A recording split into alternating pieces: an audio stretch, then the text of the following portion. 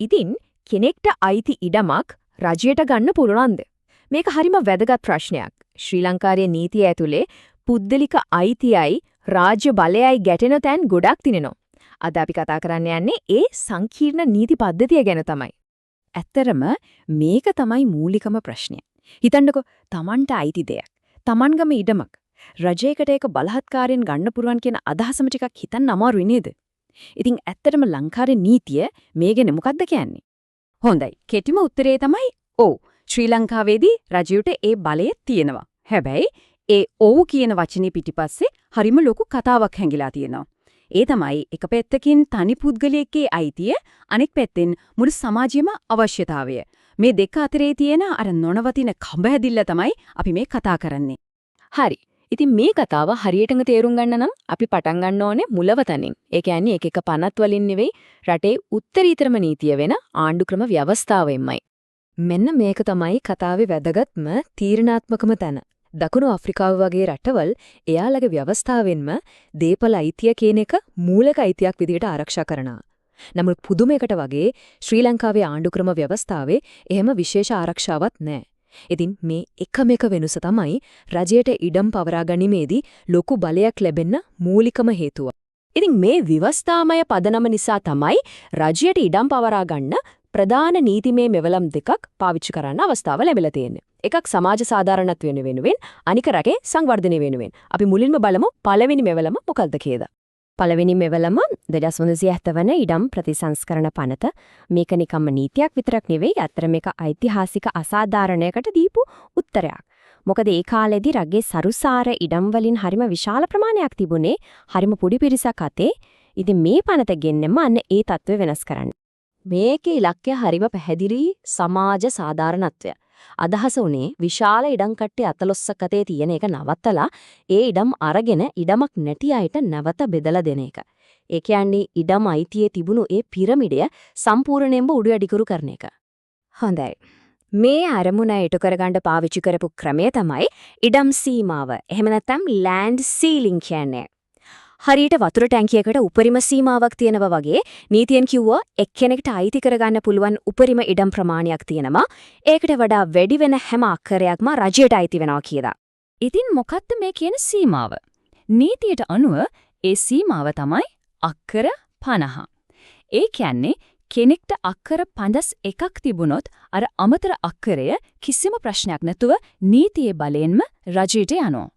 මේකෙදි කිසිම කතාවක් සාකච්ඡාවක් මුලින් නැහැ. සීමාව පැන්නද? එහෙනම් මේ වෙඩිපුර කොටස කිසිම ප්‍රශ්නයක් නැතුව නීතිය බලයෙන්ම ඉඩම් ප්‍රතිසංස්කරණ කොමිසමට අයිති වෙනවා. අන්න ඒක තමයි මේ නීතියේ තිබුණ ඍජු බලය.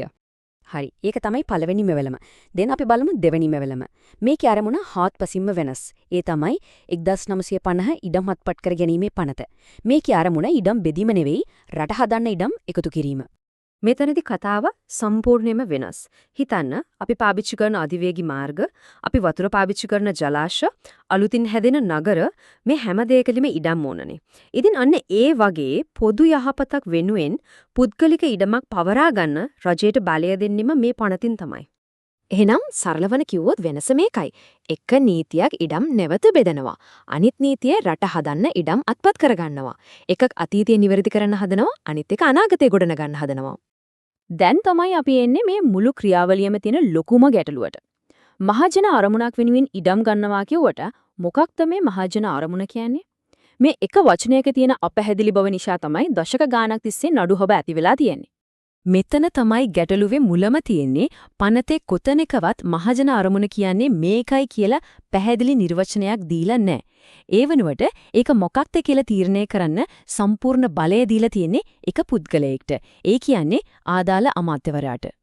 මේ වචනේ අපැහැදිලි නිසා හිතන්නකෝ අධිකරණය පලා අවුරුදු ගාණක් තිස්සේ මේ ගැන එක එක මත දැරුවා. බලන්නේ 1963 දී අධිකරණය කිව්වා ඇමතිවරයා හේතුව කියන්න ඕනේ නැහැ කියලා. හැබැයි 2000 දී ශ්‍රේෂ්ඨාධිකරණය කිව්වා එහෙම රහස් අරමුණු තියාගන්න බෑ ඒක හෙලි කරන්නම ඕන කියලා. පුදුමයකද වගේ ඊළඟ අවුරුද්දෙම 2001 දී ආයෙත් පරණ මතයට ගියා. මේ නීතිමය අවුල යම්තාක් දුරට විසඳුනේ 2008 වෝටර්ස් එජ් නඩුවෙන්. එතනදී තමයි අධිකරණය පැහැදිලිවම කිව්වේ මහජන අරමුණ කියන්නේ මුළු ප්‍රජාවටම සෙතක් වෙන්න දෙයක් වෙන්න ඕන කියලා. 2000 අවුරුද්දේදී විනිසුරු මාක් ප්‍රනාන්දු මහත්මයා දුනපු තීන්දුව මේ කතාවේ නියම හැරවුම් ලක්ෂයක්. එතුමාගේ වචන වලින්ම කිව්වොත් අමාත්‍යවරයෙකුට මහජන අරමුණක් හිතේ තියාගෙන නැතුව ඉඩම් පවරා ගන්න නියෝග දෙන්න බෑ. ඒ අරමුණ හෙලි නොකරන්නත් බෑ. මේකෙන් කියුනේ රාජබලය කියන්නේ හිස් චෙක්පතක් නෙවෙයි ඒක විනිවිදභාවයෙන් යුතුව පාවිච්චි කරන්න ඕනේ දෙයක් කියලායි. ඉතින් මේ දශක ගානක නීතිමය කඹ ඇදිල්ලින් අපිට පේන්නේ එක දෙයයි රජයේ බලය කොතනින් පටන්ගෙන කොතනින් ඉවර වෙනවද කියන සීමාව හොයාගන්න තියෙන අරගලය. ඉතින් මේ අරගලය මැද බලහත්කාරයෙන් ඉඩම අහිමි වෙන පුද්ගලයාට සාධාරණයක් ඉටු කරන්න තියෙන එකම ක්‍රමය මොකක්ද? හරි. ඉතින් මේ මුළු ක්‍රියාවලියම බැලන්ස් කරන්න, තුලනය කරන්න තියෙන එකම දේ තමයි වන්දිය. ඒ කියන්නේ රජය යමක් ගන්නව නම් ඒ වෙනුවෙන් සාධාරණ දෙයක් ආපහු දෙන්න ඕනේ කියන මූලධර්මය. හිතන්න මුළු සමාජයකටම පාරක් හදන්න එක්කෙනෙක්ට තමන්ගේ ගෙදර තමන්ගේ ඉඩම නැති වෙනවා. මේ පාඩුවයි අර ලාභයයි කොහොමද සමබර කරන්නේ? නීතියේ තියෙන එකම පිළිතුර තමයි සාධාරණ සහ යුක්තිසහගත වන්දියක් ගෙවීම. ඉතින් මේ මෙවලම් දෙකෙන් එකක් සමාජ සාධාරණත්වය වෙනුවෙන් ඉඩම් සීමා පාවිච්චි කරනවා. අනික මහජන සංවර්ධනය වෙනුවෙන් මහජන අරමුණ කියන සංකල්පය පාවිච්චි කරනවා. නමුත් දෙකේදීම ඉඩම අහිමි වෙන කෙනාට සාධාරණයක් ඉටු වෙන්න ඕනේ. ඉතින් ඒ සාධාරණත්වයේ තීරණය වෙන්නේ කොහොමද? හරි. දැන් කඩදාසිවල නම් මේ ක්‍රියාවලිය හරිම සරලයි වගේ පේන්නේ. පවරා ගැනීමේ නිලධාරියෙක් ඉඩමේ වෙළඳපොළ වටිනාකම වගේ කරුණු සලකා බලලා වන්දිය තීරණය කරනවා.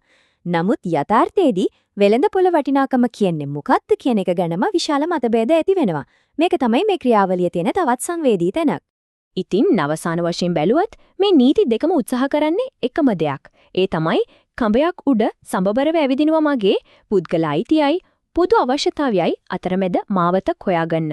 නමුත් මේකෙන් අපිව ගේනවා අවසාන සහ වැදගත්ම ප්‍රශ්නෙට.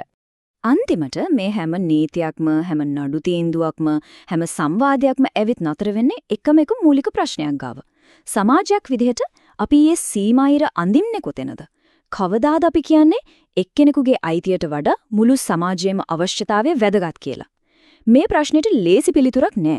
ඒක තමයි මේ නීති පිටුපස තියෙන සදාකාලික අරගලය.